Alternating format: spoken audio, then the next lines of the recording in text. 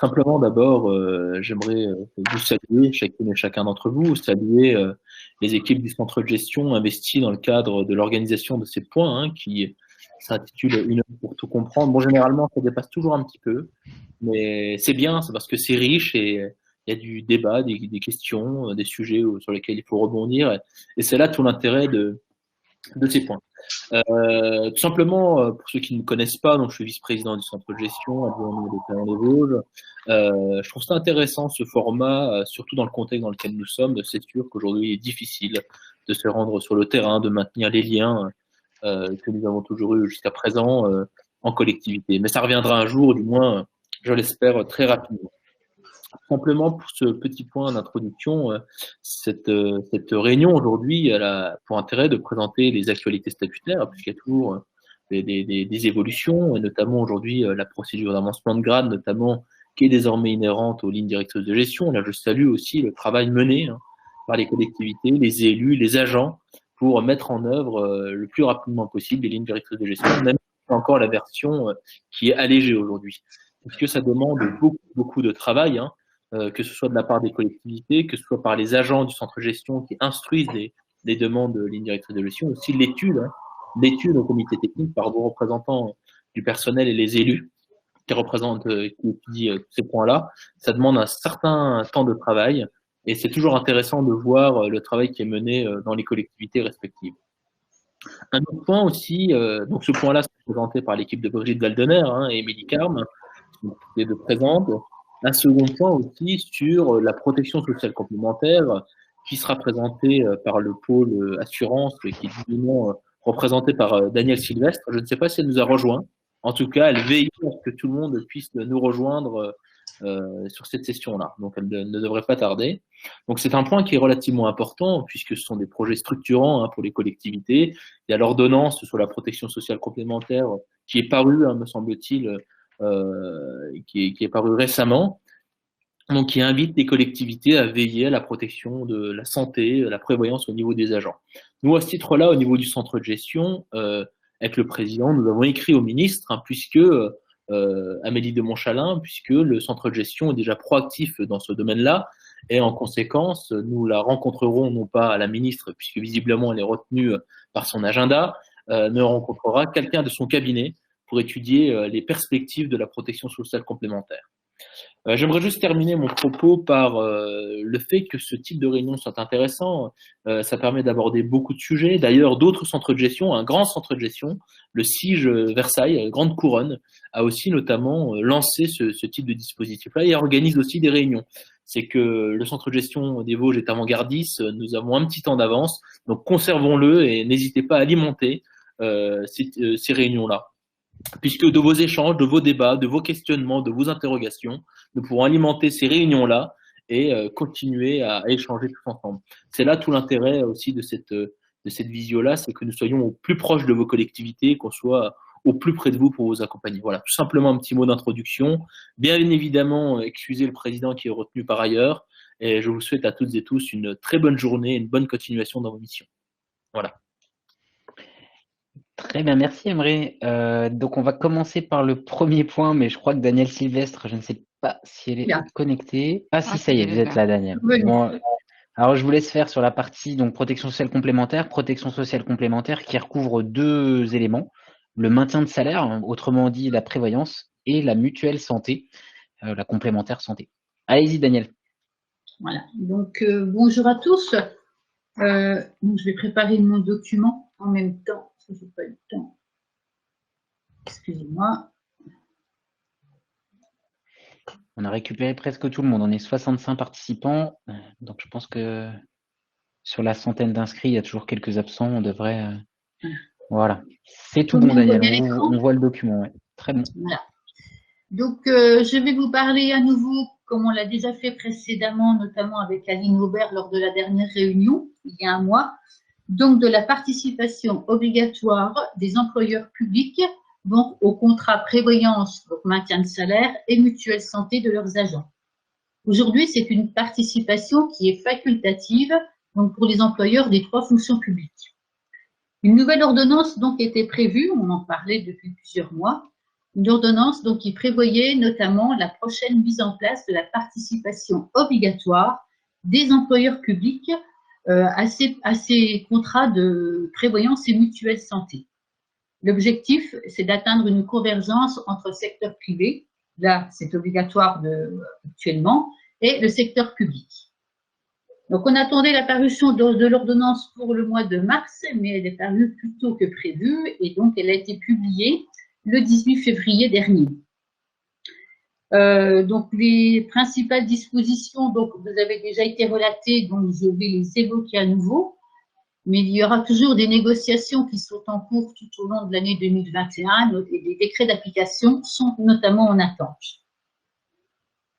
L'ordonnance doit entrer en vigueur à compter du 1er janvier 2022. Donc ça veut dire qu'elle entre en vigueur pour notamment toutes les conventions de participation ou les contrats en labellisation qui prennent fin à compter du 1er janvier 2022 ou au cours des mois qui suivent. Donc, je précise bien, on parle bien aussi bien des contrats collectifs que des contrats en labellisation, donc les contrats individuels des agents pour lesquels les employeurs participent. Donc, concernant le contrat prévoyance, maintien de salaire, donc qui complète le salaire de l'agent lorsqu'il est à demi-traitement, la participation obligatoire des employeurs, notamment dans la fonction publique territoriale, sera effective au 1er janvier 2025. Donc, on parle bien des risques, incapacité de travail, invalidité, inaptitude ou décès. Ce sont les risques qui font donc partie de ce contrat. La participation obligatoire de l'employeur sera donc à hauteur de 20% d'un montant de référence qui va être fixé par un décret qui paraîtra donc au cours de cette année. De même, concernant le contrat mutuel santé, donc qui concerne la complémentaire santé, prendra effet au 1er janvier, la participation obligatoire des employeurs sera effective au 1er janvier 2026. Donc la participation de l'employeur sera dans ce cadre-là d'au moins 50% d'un montant de référence qui sera fixé toujours par un décret à paraître prochainement. Voilà. Daniel, oui, Frédéric. Pour récapituler, dès le 1er janvier 2022, toutes les collectivités territoriales doivent participer financièrement à ces contrats-là, prévoyance et mutuelle santé. Et à l'horizon 2025 et 2026, ces collectivités devront participer à hauteur de 20% et de 50%. C'est bien ça, hein, pour résumer bien concrètement les choses? Oui. Voilà. Donc, ce qui veut dire que si une collectivité n'a aucune participation aujourd'hui, elle a jusqu'au 1er janvier 2022, donc dans 9 mois, pour participer financièrement, aider financièrement ses agents sur la prévoyance et la mutuelle santé. Et elle aura une deuxième obligation en 2025 de participer à 20% sur la prévoyance et en 2026, 50% pour la santé. J'ai bien résumé, Daniel? Voilà, c'est ça, tout à fait. Donc c'est vraiment au 1er janvier 2022, c'est obligatoire. Si les contrats des conventions de participation ou les contrats par labellisation courent toujours, mettons jusqu'en 1er janvier 2023, bon, bah, tout le reste en l'état. Mais par contre, dès le terme du contrat, il faut bien de mettre en place une nouvelle disposition prévue par l'ordonnance. Daniel, notre contrat, nos contrats mutuels santé et prévoyance, eux, se terminent au 31 décembre. Alors, je peux peut-être en parler à la fin. Ah, d'accord, ok. Un petit rappel sur les contrats du CDG. Donc, pour les collectivités, il est prévu qu'un débat doit être organisé dans un délai d'1 an à compter de la publication donc, de la présente ordonnance. Donc, soit normalement jusqu'au 18 février 2022. Un débat pendant lequel les assemblées délibérantes vont devoir prendre des décisions concernant notamment les montants de participation éventuels, hein, donc soit un minimum de 20% ou plus, ou 50% pareil au niveau de la mutuelle santé, définir éventuellement si l'adhésion au contrat, si l'adhésion des agents est obligatoire ou non, hein, dans le cadre des contrats collectifs, notamment une collectivité peut obliger tous les agents d'adhérer à ce contrat qui est mis en place. Et elle devra aussi déterminer les garanties minimales, hein, comme par exemple en prévoyance, Je prends l'exemple du contrat collectif du centre de gestion. Nous avons 2 garanties de base, l'incapacité de travail et l'invalidité. On connaît aussi d'autres collectivités, par exemple, qui n'ont qu'une garantie de base, l'incapacité de travail. Donc, ces dispositions seront prévues aussi dans les décrets d'application qui sont à venir. Daniel, juste une précision. Le terme incapacité, en fait, c'est la maladie. Hein, c'est ce qu'on appelle la maladie ordinaire, la longue durée et la longue maladie. C'est ça. Hein. Voilà, c'est ça. C'est le cas du demi-traitement, en fait, correspondant à un demi-traitement. Voilà. Donc, on vous enverra. Donc, vous avez un délai d'1 an à compter de la publication de l'ordonnance. Et lors du renouvellement d'assemblée délibérante, il y a un délai de 6 mois. Donc là, on vous enverra prochainement un modèle de délibération pour vous accompagner justement dans ce débat qui devra être organisé au sein de vos conseils municipaux. Voilà, on cherche aussi, on s'appuie aussi, on travaille avec d'autres collaborateurs justement pour analyser au plus près l'ordonnance qui est parue et avoir le plus d'informations possible pour vous accompagner. Et Daniel, juste pour compléter également, c'est vrai que dans notre rencontre avec le cabinet d'Amélie de Montchalin, donc à la fin du mois de mars, on va remonter aussi pas mal de questions suite à la lecture de cette ordonnance, parce qu'il y a quand même beaucoup de détails juridiques assez complexes, et on va en profiter aussi pour les soumettre au cabinet de la ministre, pour essayer d'avoir le maximum d'infos. Donc voilà, on va être assez actif en fait pour faire en sorte que vous ayez une vision claire au fur et à mesure du temps. Au fur et à mesure des mois qui viennent, en attendant les décrets d'application, parce qu'il y aura des décrets d'application, donc comme l'a dit Daniel, qui vont préciser les montants de base sur lesquels on va devoir participer à hauteur de 20% pour la prévoyance et à 50% pour la santé. C'est bien ça, hein, Daniel? Voilà, c'est ça, oui. Ça, pour reprendre des données qu'on a déjà indiquées la dernière fois, bon, c'est un peu plus précis, mais ce sera vraiment les décrets d'application qui confirmeront toutes les données qu'on pourra vous communiquer ensuite. Voilà. Donc, comme je le disais précédemment, donc il y aura des possibilités de mettre en place des contrats collectifs à adhésion obligatoire des agents. Hein, ce sont donc ce qui permettra aux employeurs publics et à leurs agents de bénéficier du même régime fiscal et social que ceux applicables aux employeurs privés, au secteur privé. Donc, on attend aussi des précisions à ce sujet-là. Effectivement, on avait questionné les URSSAF pour les collectivités qui sont adhérentes à nos contrats. On avait fait un rescrit social auprès des URSSAF Lorraine pour justement savoir eh bien, quelles étaient les charges patronales, donc payées par l'employeur, et quelles étaient les charges salariales payées par l'agent, par le salarié. Et c'est très diffus, les positions sont pas du tout les mêmes entre les URSSAF. On a des contacts avec les autres CDG et c'est pas du tout clair à la fois pour les URSSAF et à la fois pour. Mais bon, une fois qu'on a demandé un rescrit social, au moins on applique les conclusions du rescrit social. On est sûr que juridiquement ça tient la route. Mais par contre, les positions des URSSAF sont pas du tout homogènes au niveau national. Oui. Oui. C'est un dispositif supplémentaire donc à vous communiquer dès qu'on en a connaissance. Enfin aussi, concernant les centres de gestion, donc il était déjà prévu donc à l'article 25 du 26 janvier 84 la possibilité pour les centres de gestion de mettre en place donc des conventions de participation.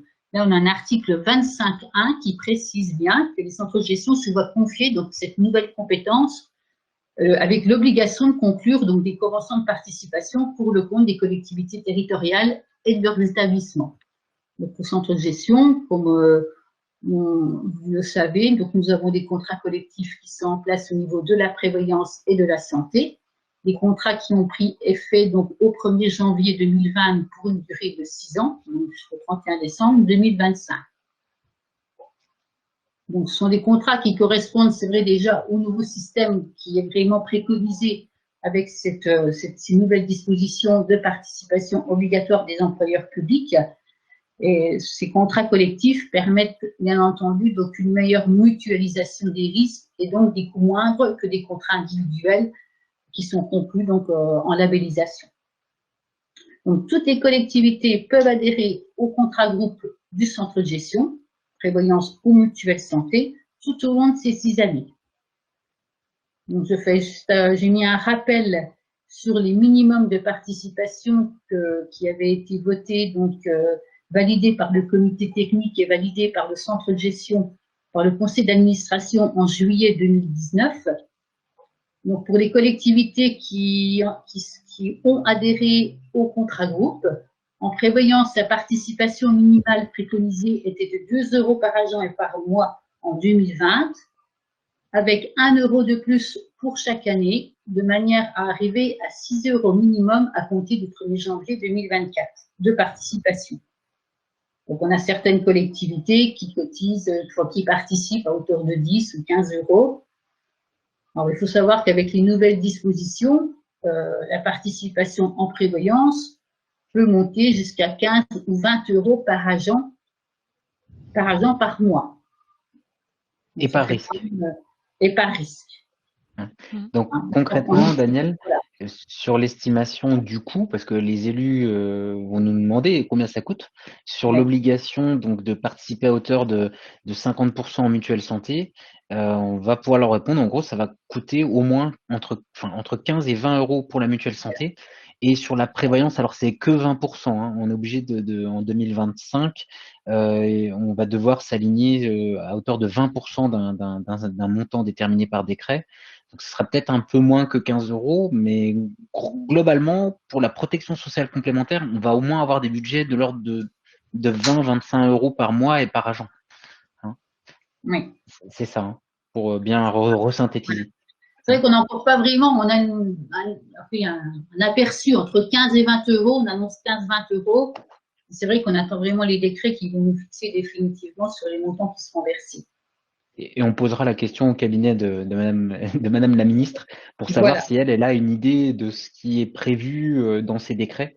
Et si le montant de base est de, je sais pas, 25 € pour la prévoyance, 20% de 25, si je calcule bien, ça fait environ 5 € seulement.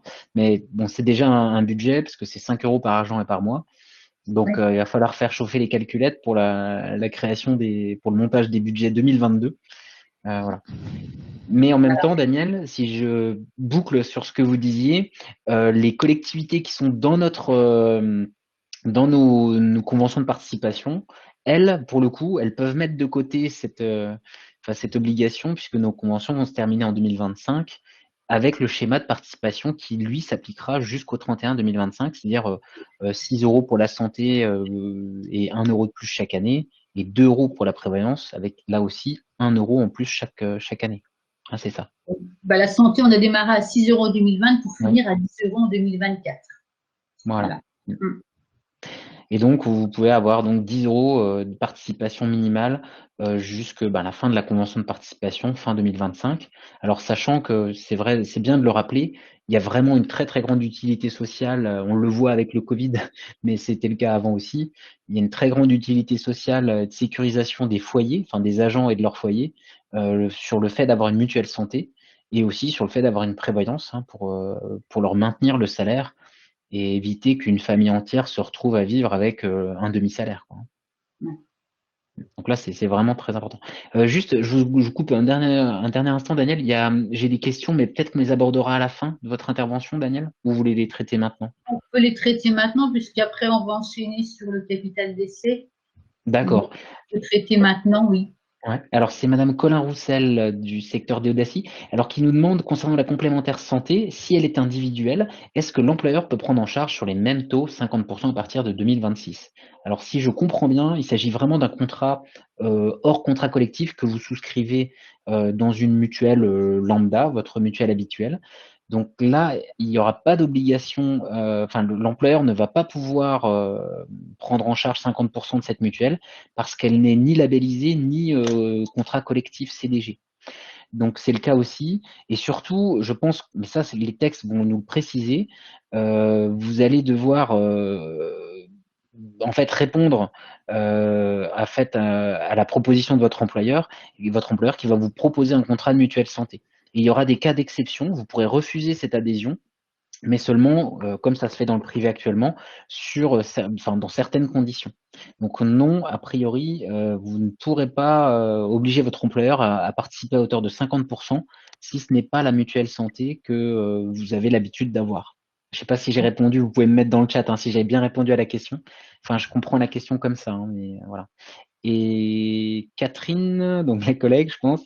Oui, d'accord, Mme Colin-Roussel, donc ça c'est bon, j'ai bien répondu. Et aussi sur l'interprétation des URSSAF, il faudra être vigilant avec les prestataires informatiques. Effectivement, leur montrer le rescrit social pour leur dire, attendez, moi la loi, enfin la réglementation qui s'applique pour mon département, eh ben, c'est le rescrit social et ces solutions-là. C'est vrai qu'il y a peut-être parfois des réticences sur les équipes de logiciels de paye essentiellement, hein, je crois, c'est ça Catherine. Voilà, alors je ne sais pas s'il y a d'autres questions sur la mutuelle santé avant qu'on rejoigne la thématique du capital décès, qui est à la fois une question d'assurance statutaire, mais aussi une question de carrière, on va dire. Donc n'hésitez pas à poser les questions sur le chat, même si vous les avez après, ces questions, mettez-les dans les chats et on pourra y revenir si jamais vous en avez. Mais en tout cas, peut-être pour conclure, Daniel, l'idée, c'est de vraiment, en tout cas, pour les collectivités qui n'ont pas de participation en prévoyance et mutuelle santé, vous allez être obligé d'en avoir une au 1er janvier 2022 et on ne peut que vous inviter à rejoindre le contrat collectif du CDG parce que ça répondra à cette obligation de participation. Voilà. Donc là, le service assurance est à disposition. Tout est sur le site internet. Et puis, on va certainement relancer, je pense, des informations tout au long de ces prochaines semaines et mois pour faciliter l'adhésion. On va refaire des newsletters, on enverra un courrier de toute façon aux élus aussi directement, donc pour les sensibiliser sur ce sujet. Donc les dispositions arrivent vite, donc il ne faut pas perdre de temps non plus, et surtout sur les assemblées délibérantes qui doivent débattre aussi sur les modalités de mise en place. Merci Daniel. On a une petite question. Où est-ce qu'on retrouve le rescrit social? Donc il doit être sur le site internet du CDG. Daniel, quand vous aurez fini votre intervention, si vous pouvez aller remettre l'URL du rescrit social, du document. On a aussi une question de Sandrine Savard et Marine Agéen. Quelle sera la date obligatoire pour les contrats de labellisation en mutuelle santé? Alors, au 1er janvier 2022, vous êtes obligé de participer, d'aider financièrement les agents à leur mutuelle santé et prévoyance. Donc, vous avez le choix entre les contrats collectifs conventions de participation, par exemple celui du CDG, mais aussi les produits labellisés. Donc, on ne préconise pas, mais en tout cas qui sont tout à fait possibles et qui répondront à cette obligation juridique. Donc, la date pour participer, donner de l'argent tous les mois aux agents pour ces deux contrats-là, c'est le 1er janvier 2022. Et vous aurez au 1er janvier 2022 toujours le choix convention de participation, c'est-à-dire contrat collectif, et labellisation. Donc, je ne sais pas si j'ai répondu à la question, je vous laisse me répondre dans le chat. Et Delphine François, ah oui, non, pardon, elle n'arrive pas à suivre, mais en tout cas, Madame François, on vous enverra le replay qui, cette fois, je pense, sera consultable plus facilement si vous avez des problèmes de réseau. Donc voilà, Madame Savard, Madame Géin, si jamais vous pouvez me dire si j'ai bien répondu à la question ou si vous avez d'autres compléments d'informations à avoir, n'hésitez pas. Est-ce que c'est bon, Daniel? Oui. On peut enchaîner, si vous voulez, le capital décès. Voilà, donc maintenant, je vais vous parler du capital décès. Donc, je vais en parler en même temps. Je donnerai le relais à mes collègues du service carrière, qui vous a adressé dernièrement donc, une newsletter à ce sujet. Donc, le capital décès, donc un nouveau décret est paru le 17 février dernier, qui modifie temporairement les modalités de calcul du capital décès. Donc, ça concerne principalement, moi j'ai parlé principalement des agences CNRACL, puisque pour les agents IRCANTEC, le capital décès est versé directement par la CPAM aux ayants droit, alors que concernant les CNRACL, c'est à la charge de l'employeur. Donc, avec remboursement par l'assurance statutaire, bien entendu, selon les garanties que vous assurez. Au titre du contrat d'assurance statutaire du centre de gestion, qui a pris effet au 1er janvier de cette année pour une durée de 4 ans, cette garantie est assurée pour tous les contrats. Même pour les collectivités qui sont assurées individuellement, les grosses collectivités, c'est une garantie qui est prise systématiquement. Concernant le nouveau montant, donc pour cette année 2021, cette année disposition temporaire, le montant du capital décès sera égal, donc comme auparavant, comme ceux qui l'ont déjà connu, au dernier traitement brut annuel de l'agent, indemnité accessoire comprise.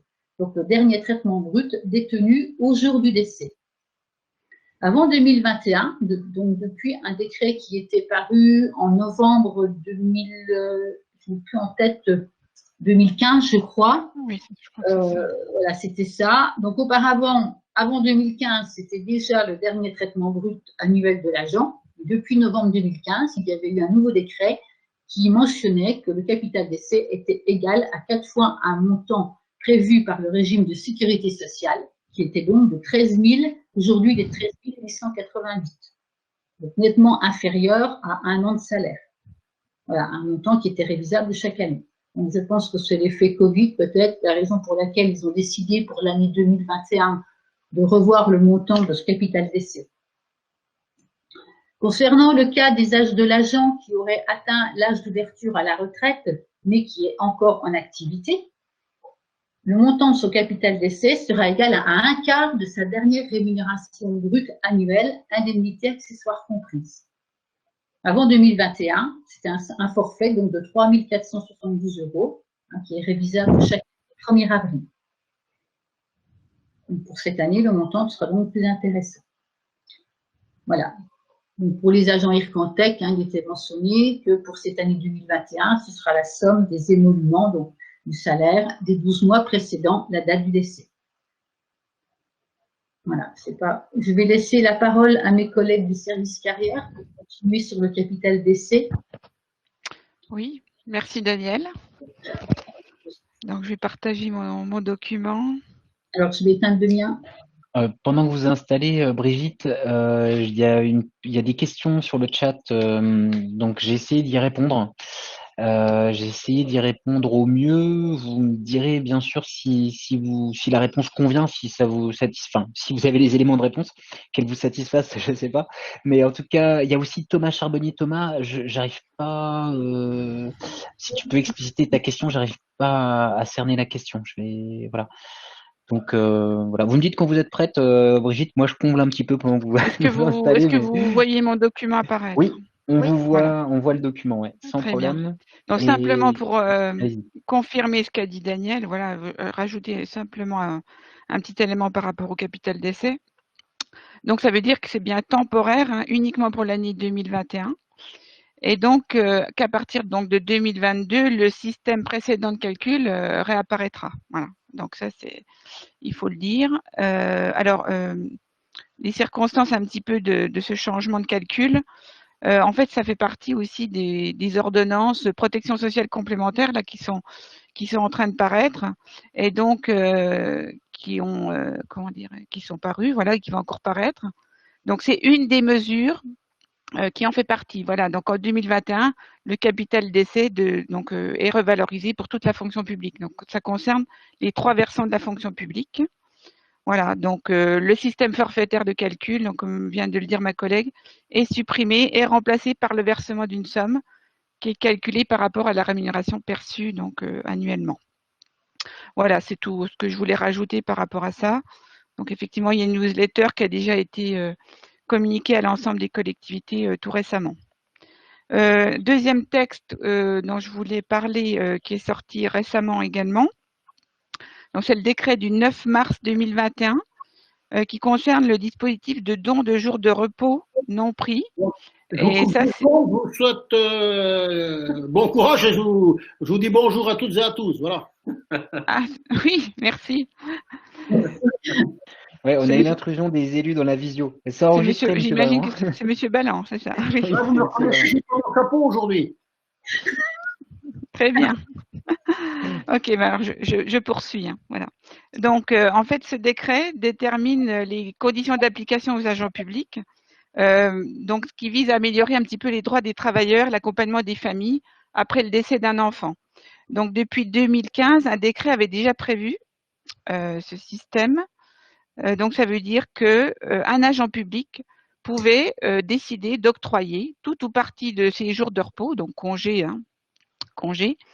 affecté ou non sur un compte épargne-temps, dans le cas donc où un de ses collègues assume la charge d'un enfant âgé de moins de 20 ans, atteint d'une maladie, d'un handicap ou victime d'un accident d'une particulière gravité, rendant indispensable une présence soutenue et des soins contraignants, ou alors c'est pour venir en aide aussi à une personne atteinte d'une perte d'autonomie, d'une particulière gravité, présentant un handicap.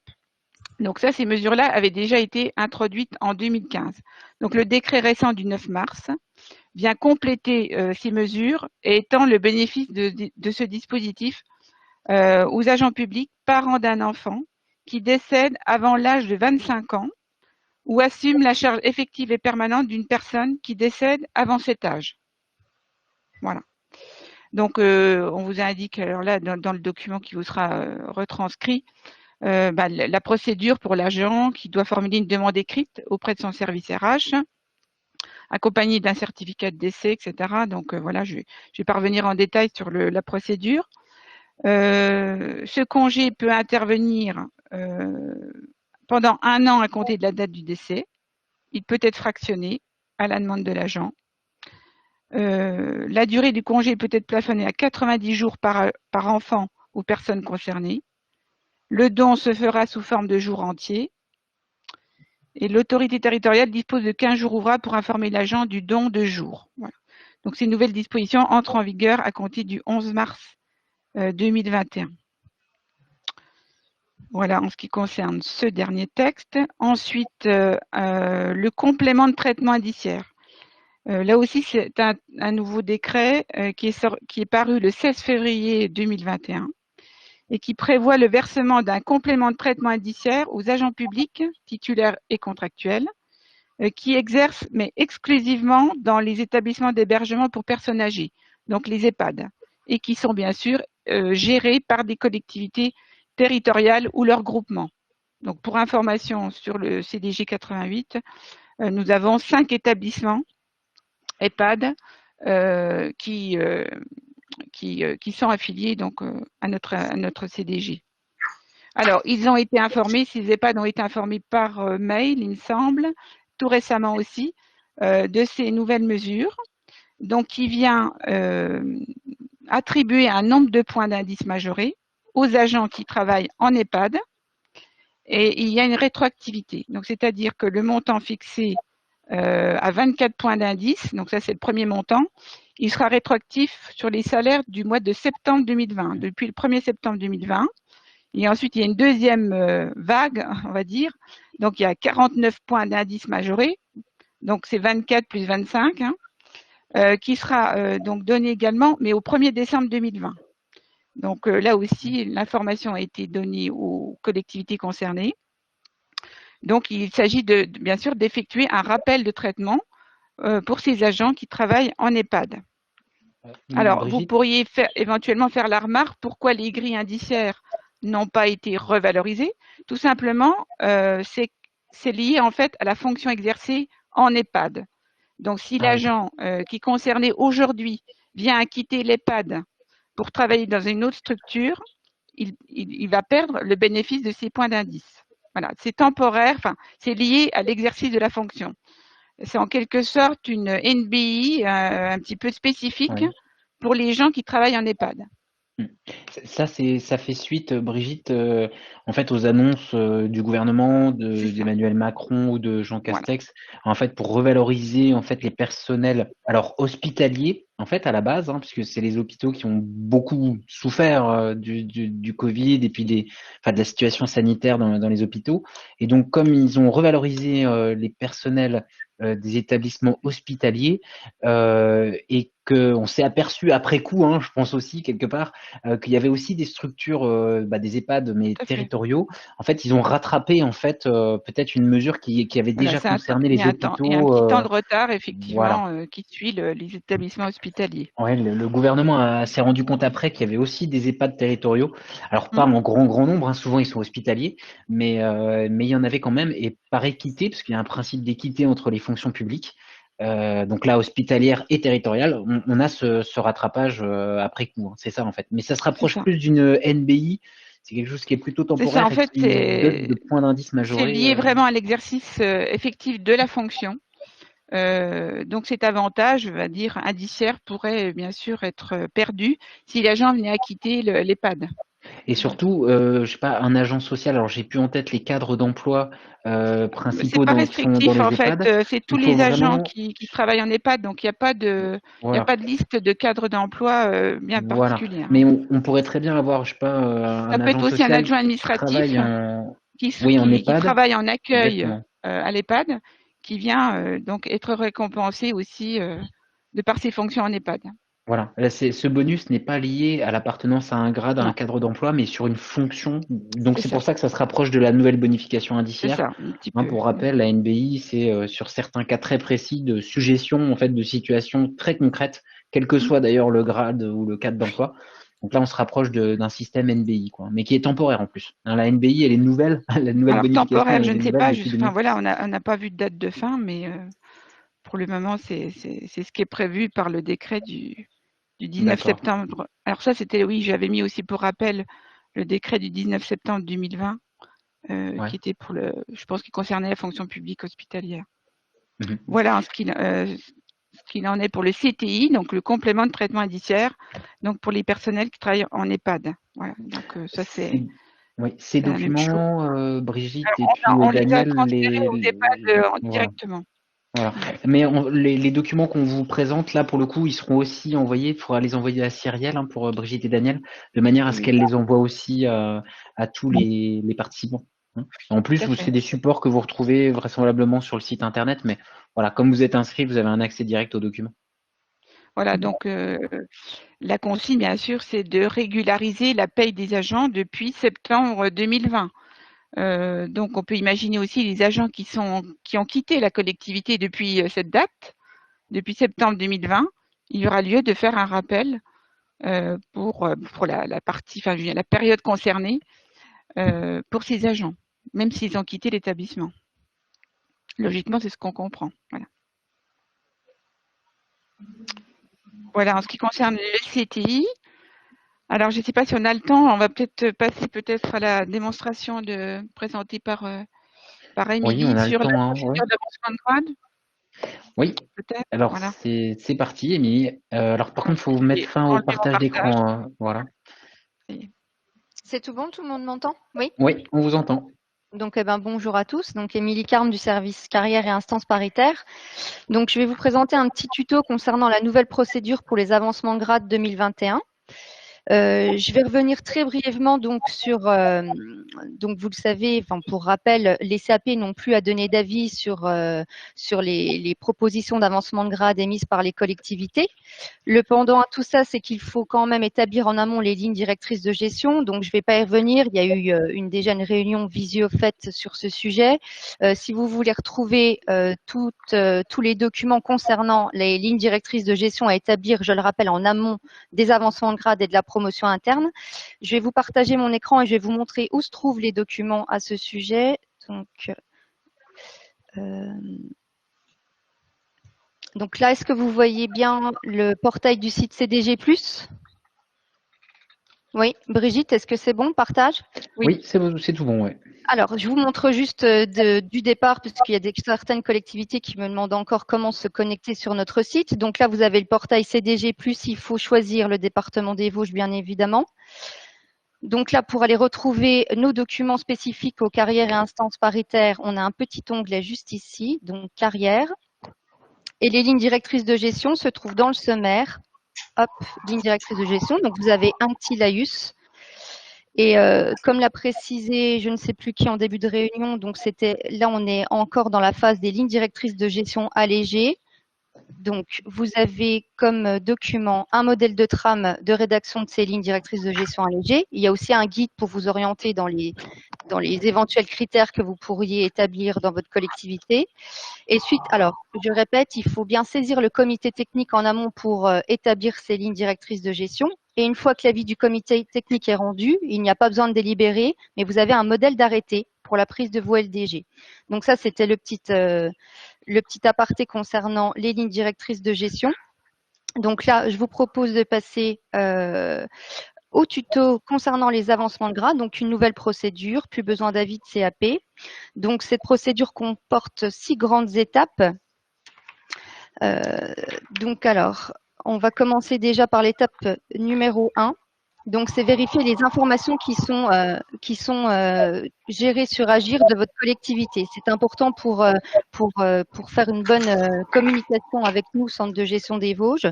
Donc, dans l'onglet collectivité, donc ça, c'est l'interface, si vous voulez, de votre… moi, j'ai pris collectivité test, mais ça sera l'interface de votre collectivité à vous. Donc, vous avez bien tous ces onglets. Dans l'onglet collectivité, vous avez le détail de la collectivité juste ici. Et donc, dans la partie contact, donc c'est cette partie à bien remplir, puisque c'est le contact qui sera privilégié, la personne que vous choisissez comme contact, que le CDG pourra interroger, notamment s'il faut modifier des choses ou retravailler la date d'effet de l'avancement de grade. Donc c'est bien cette partie qu'il faut remplir. Donc vous remplissez cette partie. Voilà, alors attendez, parce que là je suis bloquée. Donc là, ici chez nous, donc c'est rempli sur la collectivité test, mais il faut appuyer sur le bouton ajouter. Il y a différentes mentions à remplir, le nom, le prénom et surtout l'adresse mail pour pouvoir bien communiquer. Voilà. Donc ensuite, pour les avancements de grade, on va passer à l'étape numéro 2. Donc l'étape numéro 2 se fait dans l'onglet Instance. Et là, vous avez vu récemment ce qui change par rapport à l'année dernière, c'est que vous avez donc la CAPCT, mais vous avez aussi une ligne qui s'appelle Avancement de grade. Donc ça, c'est tout nouveau, avancement de grade. Et donc, vous avez les avancements de grade possibles dans votre collectivité, juste ici, quand vous cliquez. Donc là, apparaît pour l'année 2021 tous les agents qui peuvent potentiellement avoir un potentiel avancement de grade. Donc, vous avez tous vos agents, mais vous voyez juste ici, grade d'avancement possible. Là où l'agent est promouvable, il y a une ligne remplie dans grade d'avancement possible, avec aussi la date d'avancement possible signalée. Voilà, donc ça, c'est une première étape.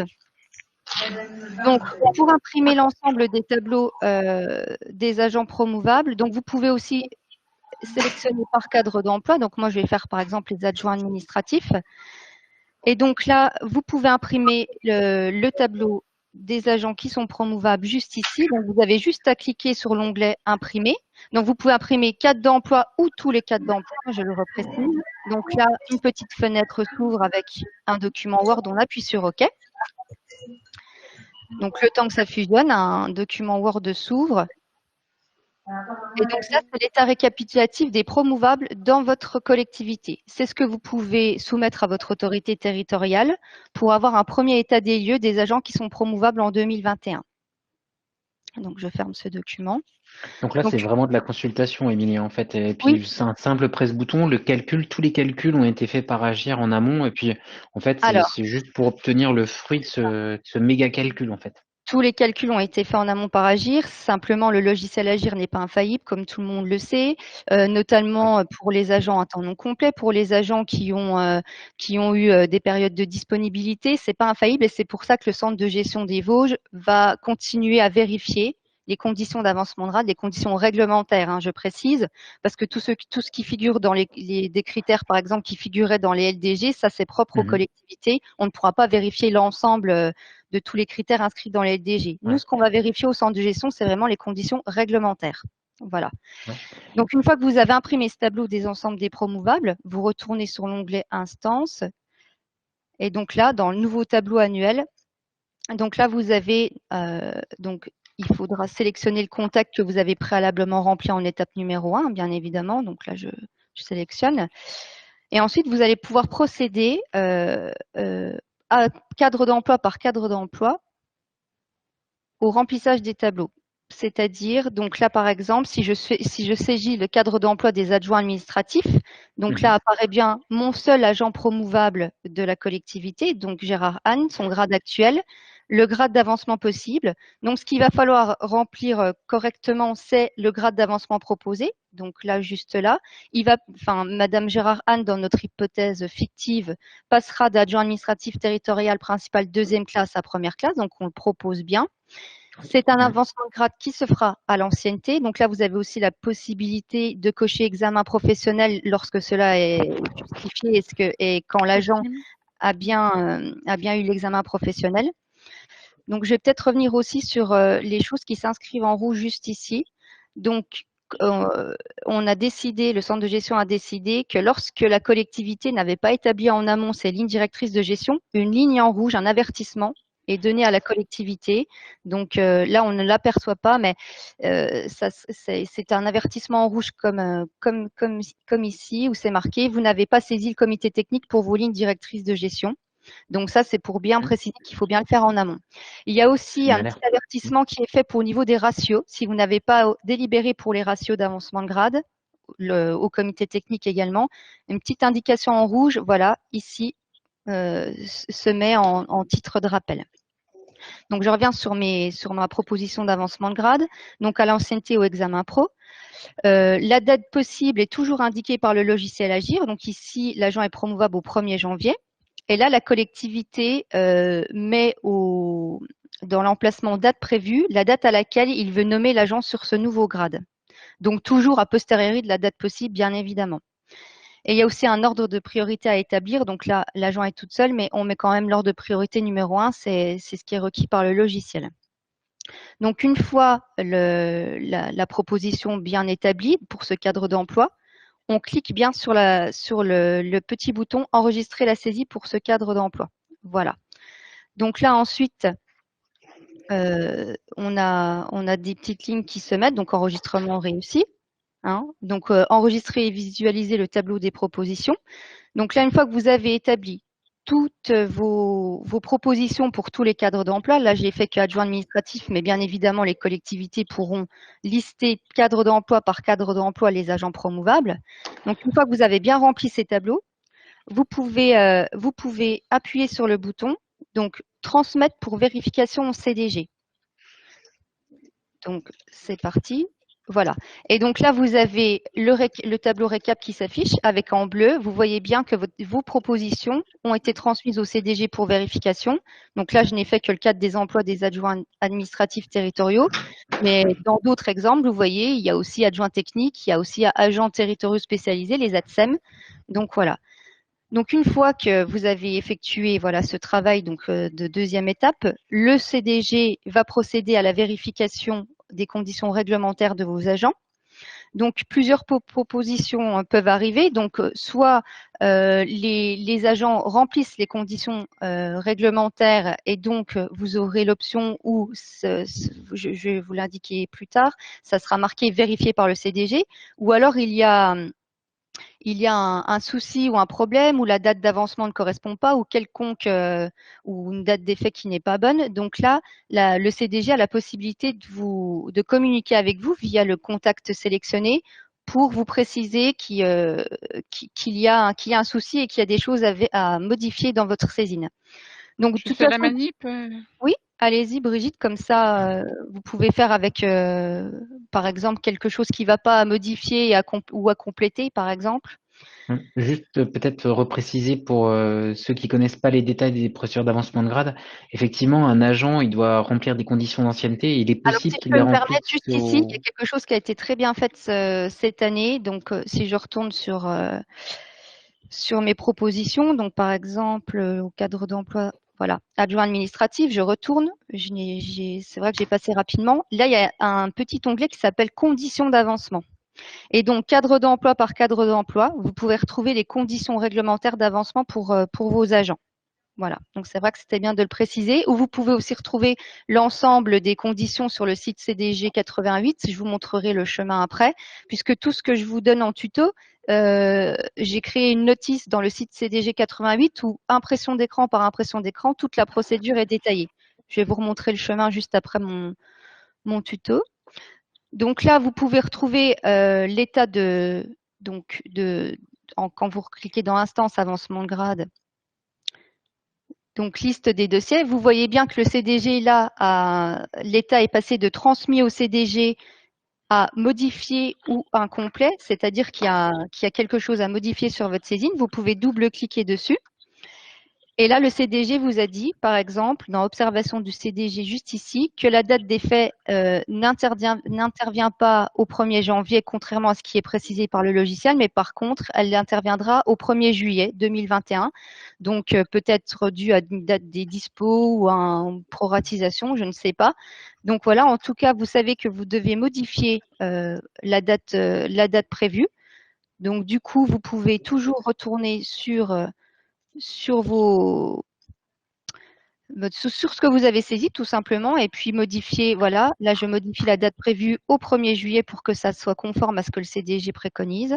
Donc j'enregistre toujours mes modifications et je retransmets de nouveau pour vérification au CDG avec cette nouvelle date. Donc là, vous voyez bien que le tableau se raffiche avec transmis au CDG. Et là, Brigitte, vous pouvez faire la manipulation J'y dans le retourne. temps. Voilà. Donc, je retourne Ou, sur les adjoints administratifs. c'est ça. Et puis, vous Et pouvez là, je vais changer le statut du dossier en vérifié ou validé, je ne sais plus, vérifié. Vérifié par le CDG.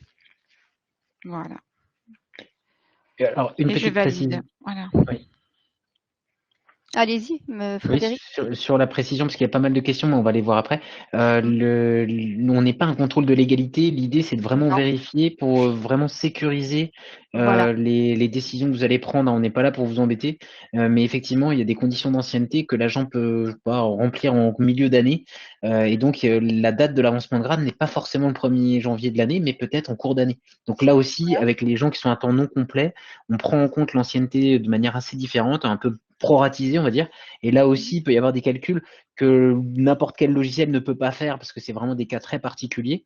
Et donc, c'est pour ça qu'il y a une vérification humaine, en fait, au CDG pour être sûr de vérifier qu'il n'y ait pas d'erreur dans vos avancements de grade. Voilà. Donc, ne le prenez pas comme un contrôle, mais comme une aide. De même, de ce qui s'est déjà produit, puisque j'ai eu déjà pas mal de saisines pour les avancements de grade, il faut penser aussi aux agents intercommunaux, où toutes les collectivités doivent effectuer une saisine. Donc, j'ai eu pas mal d'agents intercommunaux qui avaient saisi que pour une collectivité. Donc là, je marque en observation, bien évidemment, saisine à effectuer dans les autres collectivités de l'agent. Enfin, c'est des petites choses comme ça pour aider aussi l'agent pour avancer dans sa procédure d'avancement de grade et que toutes les collectivités puissent effectuer leur saisine. Donc là, si aussi pour je te coupe, Émilie, les quotas pour les agents de catégorie B aussi. Oui. Donc il y a un contrôle à faire aussi par rapport à ça, l'alternance de nomination suite à ancienneté ou suite à examen professionnel que le CDG est amené à effectuer. Voilà. Ce sont des règles en plus très spécifiques là-dessus. Et là, pour le coup, un logiciel ne peut pas faire ces calculs-là, puisqu'il y a des proportions entre ces deux voies-là à respecter. Oui. Ou également la strate démographique aussi pour certains cadres d'emploi. Donc, si on fait une remarque aussi par rapport à ça. Oui. Donc, si on retourne sur notre… Oui, Frédéric, vous vouliez peut-être… C'est juste, vous finissez la présentation, puis après on essaie de balayer les questions. Je ne les ai pas oubliées, hein. C'est juste pour les participants, je les vois bien les questions, elles sont pertinentes, donc on les verra après. D'accord, donc on retourne dans l'onglet Instance, toujours avancement de grade, donc liste des dossiers. Donc là, cette fois, vous voyez bien ma petite saisine pour les adjoints administratifs qui a été vérifiée par le CDG. Félicitations, Brigitte. Voilà. Et donc là, vous pouvez donc imprimer seulement à ce moment-là votre tableau annuel pour faire signer par l'autorité territoriale et le valider. Donc là, tout est vérifié. Je peux appuyer sur l'onglet Imprimer le tableau annuel. Donc là, mon petit document Word s'ouvre.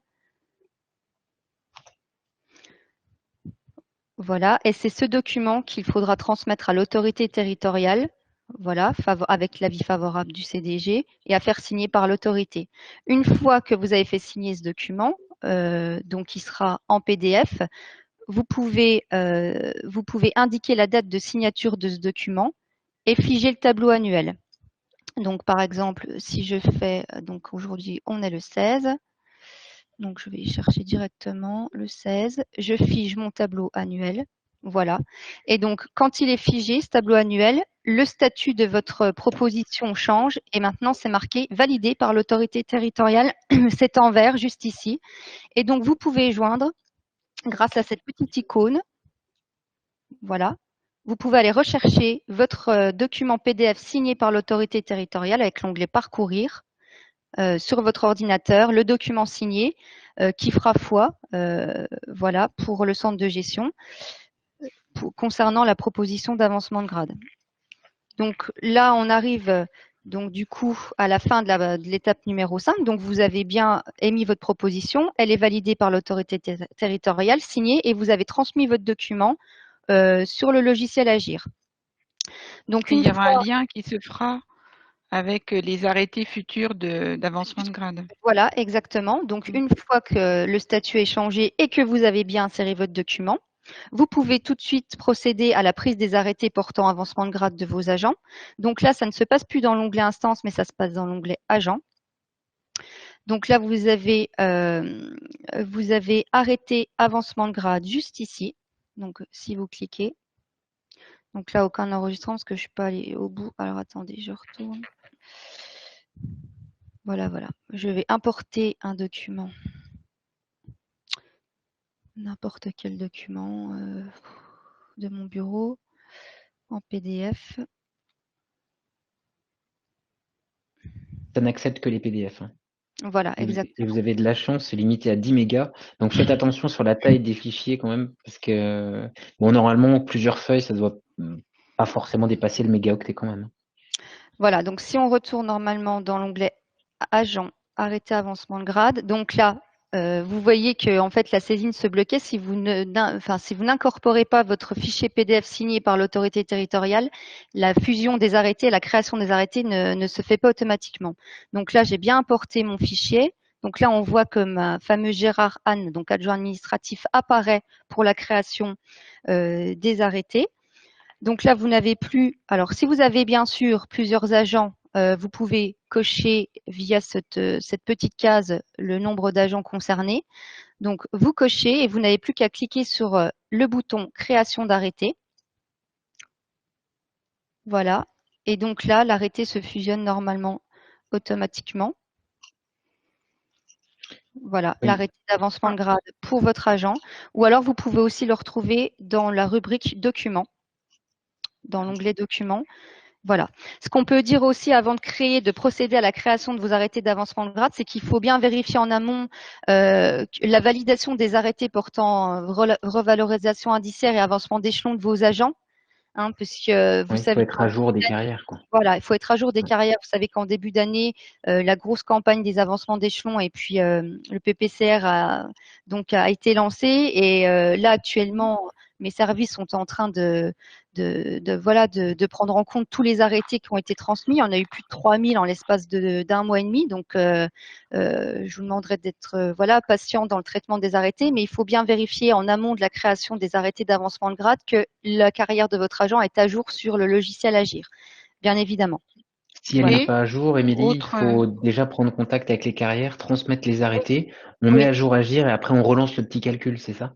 Voilà, exactement. Et Brigitte, vous voulez rajouter quelque chose? Simplement rajouter qu'il faut s'assurer qu'un poste existe bien au tableau des effectifs. Donc, ça paraît évident, mais c'est pas toujours le cas. Donc, il faut s'assurer avant d'avancer de grade les agents que les postes soient bien prévus au tableau des effectifs et faire le nécessaire si ce n'est pas le cas. Voilà. C'est ça. Donc, dans l'ordre logique, là, depuis 2021, avec la nouvelle procédure, il faut en amont établir vos lignes directrices de gestion et saisir le comité technique pour ces lignes directrices de gestion.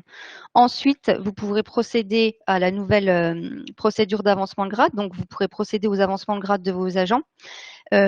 Et en attendant, c'est toujours la même chose que l'année dernière, Brigitte, je ne me trompe pas. On pourra nommer rétroactivement un agent qui est promouvable au 1er janvier, si je ne me trompe pas. Et on peut déjà procéder à la création de poste en amont. Sous réserve, que le poste existe bien. Voilà, exactement. Alors, juste dernière petite chose, je vous montre où se trouve là tout mon tuto. Il est consigné dans un document qui s'appelle Notice. Je vous montre juste où il se trouve dans notre site CDG+. Donc, c'est toujours l'onglet Carrière instance paritaire. Dans le petit sommaire, vous avez la carrière avec, donc vous retrouvez PPCR, avancement de grade 2021. Et là, vous avez bien le document qui s'appelle, donc vous avez la circulaire, les avancements de grade, pour vous rappeler tout ce qu'on s'est dit, mais vous avez surtout la notice de procédure d'avancement de grade que vous pouvez télécharger et qui reprend pas à pas ce que je viens de vous expliquer en tuto. Voilà. Donc, j'enlève mon partage d'écran, puis on va essayer de répondre à vos questions sur l'avancement de grade. J'espère avoir été claire. Émilie, alors on a pas mal de questions, je vais essayer d'aller vite. Monsieur le maire ne peut pas demander un avancement de grade qui n'est pas inscrit dans les avancements possibles. Alors oui, il y a des conditions et normalement, si l'agent n'apparaît pas dans le tableau d'avancement dans les promouvables, on ne peut pas le promouvoir. Alors, on peut quand même faire un mail à l'adresse carrière@cdg88.fr pour qu'on vérifie si c'est pas… Comme je disais, le logiciel n'est pas infaillible, donc vous pouvez toujours effectuer votre demande via notre adresse mail générique, il n'y a pas de souci. Et puis, le service procédera, on regardera si c'est effectivement… si l'agent vérifiez déjà si la carrière est bien à jour.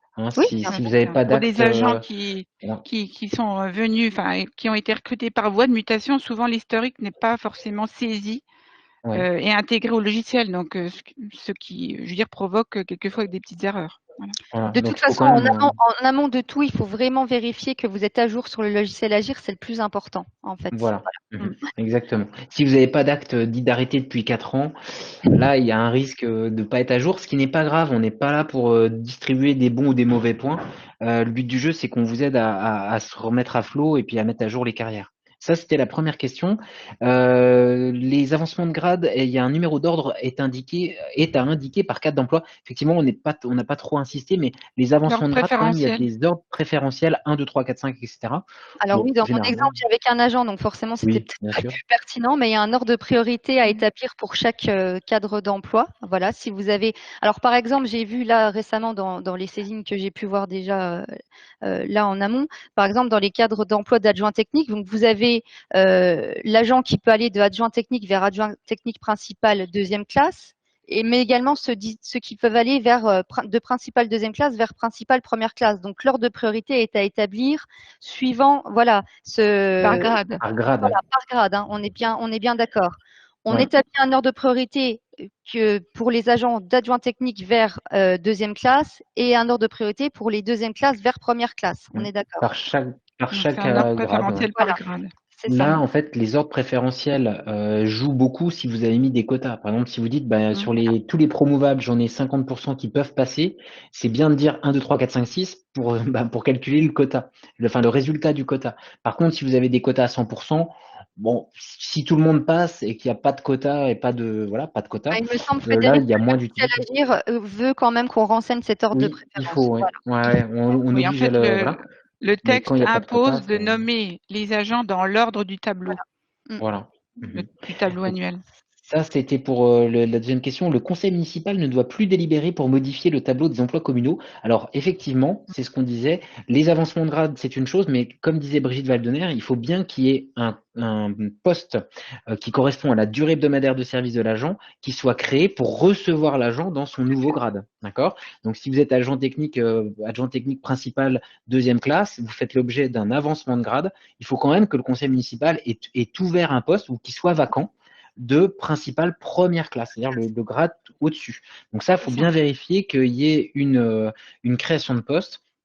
Et on vous invite d'ailleurs à les créer en avance, comme ça vous pourrez rétroactivement nommer l'agent éventuellement au 1er janvier ou à la date de création. Et on a un modèle de délibération pour la création de poste, si vous voulez. Je peux vous le mettre aussi sur le site CDG 88 dans la partie avancement de grade, si ça peut… Voilà. Envoyez-le à Cyrielle pour qu'elle l'envoie à tous les participants, Émilie, comme ça. Mais on peut le retrouver sur le site. Allez-y, Brigitte, vous écoutez. La seule modalité qui a disparu depuis quelques années déjà, c'est la procédure de publicité. Donc, pour les avancements de grade, elle n'est plus nécessaire. Donc, pas de publicité en cas d'avancement de grade. Voilà.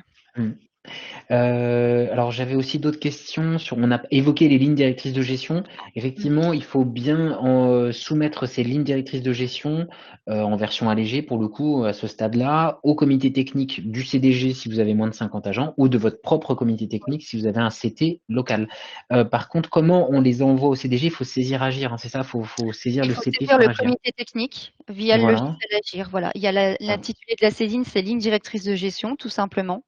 Et vous mettez votre PDF joint. Voilà, le prochain comité technique a lieu le 18 mai prochain. Et donc, pour répondre aussi à la deuxième question de Monsieur Klein, non, on ne peut pas transmettre par mail, mais c'est quasiment pareil. Il faut vous connecter à Agir pour joindre votre PDF des lignes directrices de gestion.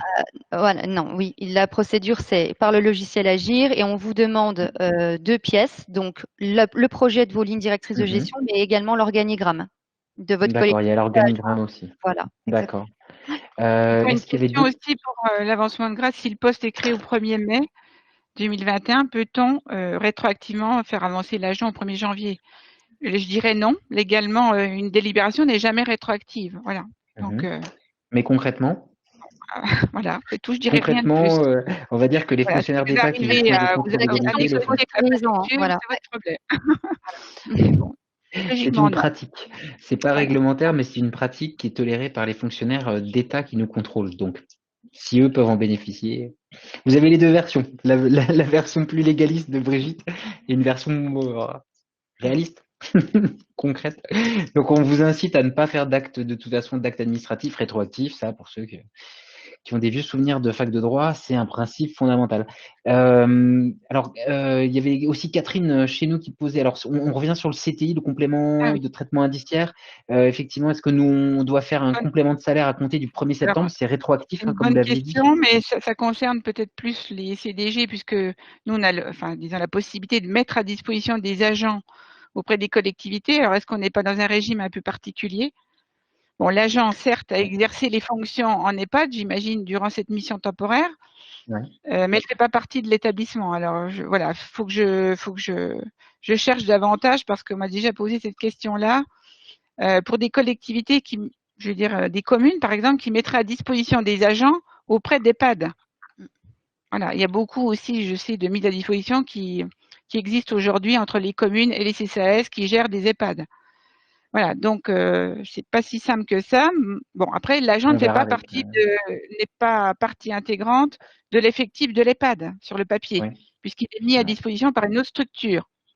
Néanmoins, il a exercé des fonctions. Bon, voilà, il a risqué sa vie pendant cette période de Covid, etc. Donc, ça peut se discuter.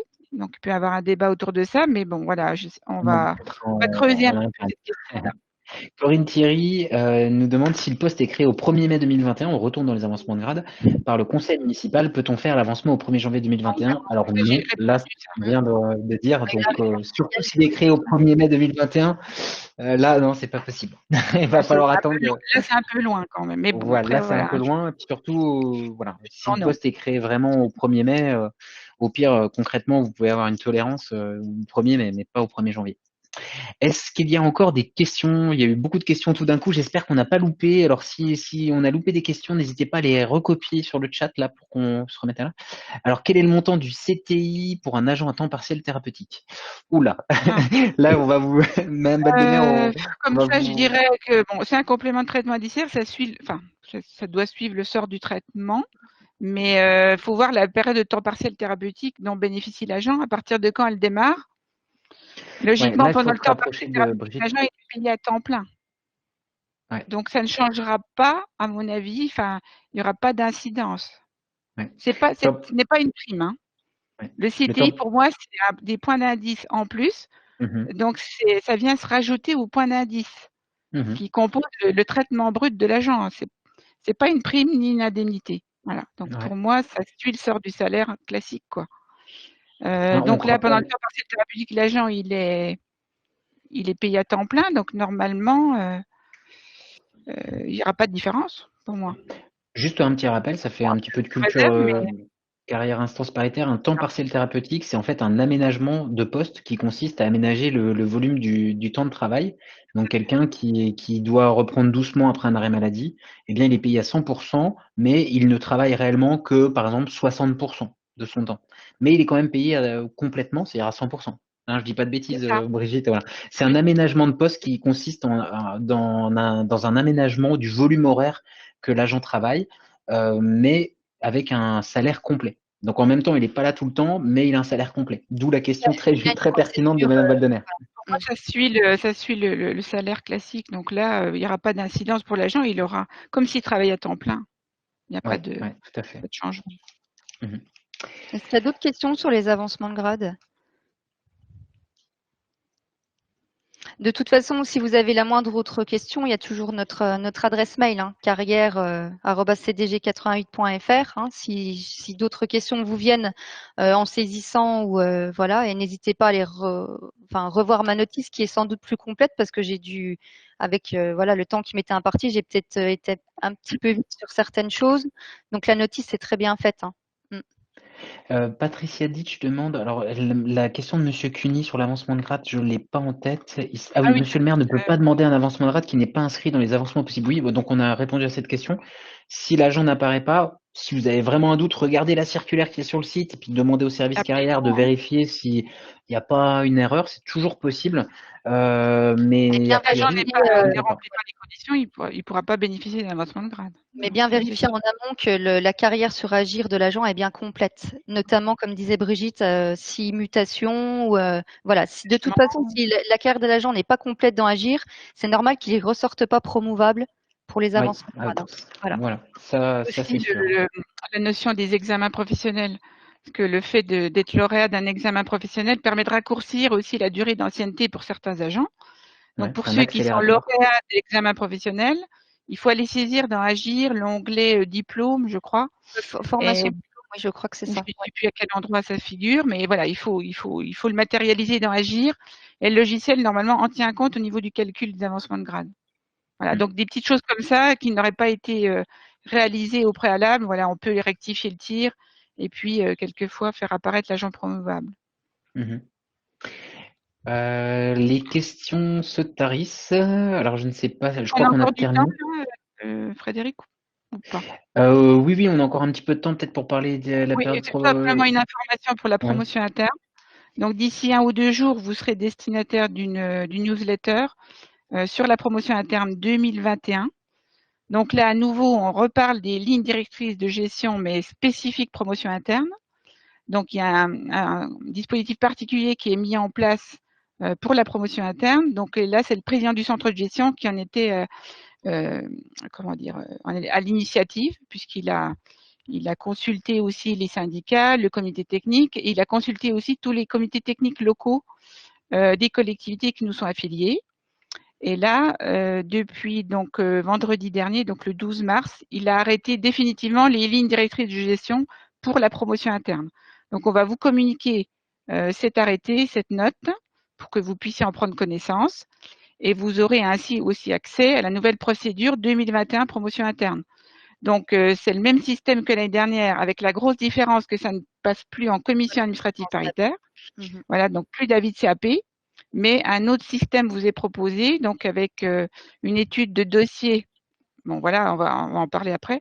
Une étude de sur-dossier, mais qui sera étudiée, analysée par une commission qui va assister le président du centre de gestion, qui est composé d'élus, de représentants syndicaux, etc. Donc, toute la note vous en donnera le détail. Et les dossiers seront examinés à la rentrée 2021. Courant septembre normalement, ou fin septembre 2021. Donc les dossiers sont à déposer au CDG avant le 28 mai. Je ne dis pas de bêtises. Oui, je crois que c'est ça, 28 mai au plus tard. C'est toujours le même système, c'est-à-dire que vous remplissez un dossier papier par grade d'accès, donc selon les catégories A, B ou C. Vous joignez tous les justificatifs requis. Et les services du CDJ procéderont à une vérification. Voilà, donc on ne va pas vous expliquer toute la procédure, mais on fera peut-être une petite réunion d'infos là-dessus, peut-être le mois prochain. Ou voilà.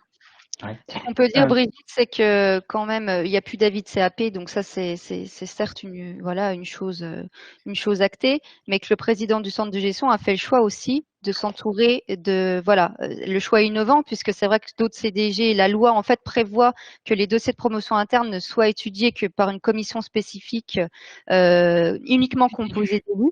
Et nous, Monsieur Balland a fait le choix d'inclure les syndicats comme dans les anciennes CAP à ces études de dossiers de promotion interne. Voilà. Alors, dans la circulaire aussi que vous allez recevoir, bien sûr, le nombre de postes pour l'année 2021 vous sera communiqué pour les grades d'emploi qui sont concernés. Madame Valdener demande s'il y a toujours les notions de quotas sur la promo interne. Oui, il y a encore plus que jamais des quotas.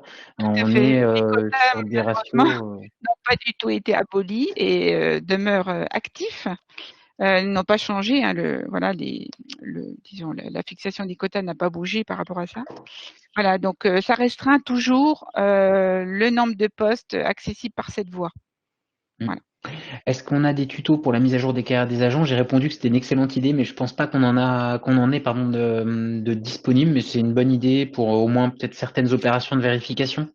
La mise à jour, on a des tutos, mais c'est plus pour la création d'un agent ou des choses comme ça, les avancements d'échelon, il me semble, dans les notices qu'on a. Alors, mise à jour, oui, en fait, c'est n'importe quel acte qui peut affecter la carrière d'un agent. Ça peut être aussi bien une position, un placement dispo, un changement de cadre d'emploi, enfin plein de choses, temps partiel, enfin voilà, donc c'est très vaste. Hein. Donc c'est vrai qu'il faut peut-être qu'on y réfléchisse, effectivement. Ou des ateliers ou des formations en ligne. Hein.